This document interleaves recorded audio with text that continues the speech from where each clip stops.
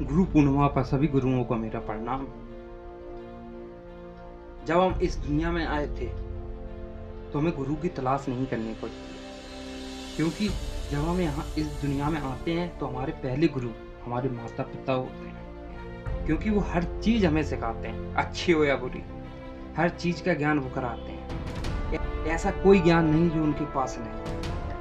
फिर भी वो हमें और बेहतर बनाने के लिए हमें स्कूल ले जाते हैं। वहाँ हमें नए गुरु मिलते हैं, वो हमें और अच्छा पढ़ाते हैं, हम और बेहतर बनते हैं, वो हमें और बेहतर तराशते हैं। जिस प्रकार हीरे को तराशा जाता है, वो हमें बेहतर से बेहतर बनाने का प्रयास करके दूसरे गुरुओं तक पहुँचाते हैं। इसी प्रकार हमें गुरु मिलते रहते हैं और हम आगे बढ़ते रहते हैं। अब हम अपना स्कूल खत्म कर चुके हैं, पास हो जाते हैं, फिर उन गुरुओं में से कुछ गुरु हमें याद रह जाते हैं, हम उनसे सलाह लेते हैं, उसी प्रकार आगे बढ़ते रहते हैं। फिर जीवन में हम गुरुओं को क्यों तलाश रहे हैं, कभी सोचा है? क्योंकि अब हमें पता नहीं हमें क्या करना है, हमें कहाँ जाना है। पहले हमें पता था हमें क्या करना है, कहाँ जाना है। जो गुरु बताते गए हम वो करते गए और आगे बढ़ते गए। अब हम गुरुओं को तलाश रहे हैं कि कोई हमें मिल जाए और हमारा रास्ता बता दे, हम क्या कर सकते हैं, कैसे कर सकते हैं। लेकिन इस जीवन में ये आसान नहीं, ये भी समझने की बात है, क्योंकि गुरु कोई भी हो सकता है। आपसे छोटा भी हो सकता है, आपसे बड़ा भी हो सकता है, कोई भी हो सकता है। आपको कोई पशु पक्षी सिखा सकता है, वो आपका गुरु बन सकता है। आप सीखिए, आप जिससे सीखना चाहें उससे सीख सकते हैं, और जो आपको सिखाए वो आपका गुरु है। जो आपको सिखाए आप उसके पास, जो आपको बता सके कि ये बात गलत है और ये बात सही है, वही सच्चा गुरु है।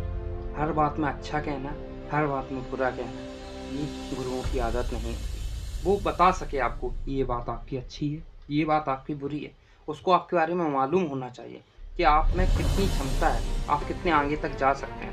वो आपका एक गुरु है। ऐसे गुरुओं को खोज कीजिए।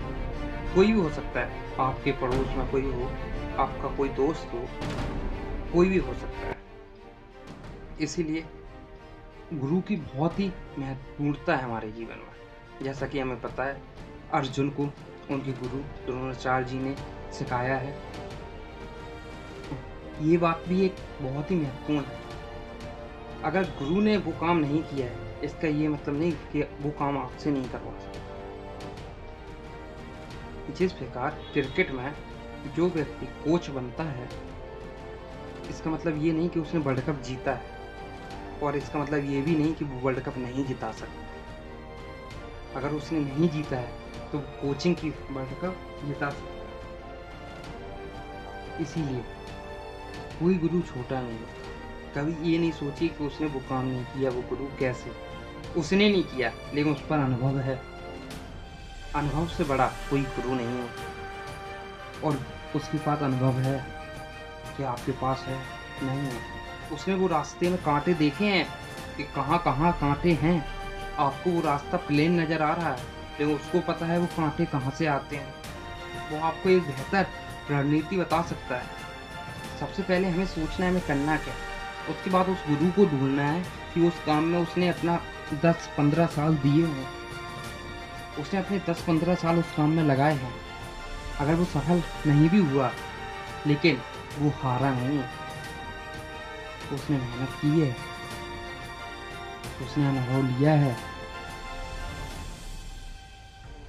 वो असफल नहीं हुआ है, उसने अनुभव लिया है, वो आपको दे सकता है।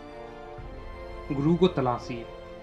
इस गुरु पूर्णिमा पर आज ही अपना एक गुरु बनाइए, जिससे आप सलाह ले सकें और जो बेहतर सलाह दे सके, आपको समझ सके। जिस प्रकार नाव चालक के बिना नदी पार नहीं होती, और उसी प्रकार गुरु के बिना जीवन आसान नहीं होता।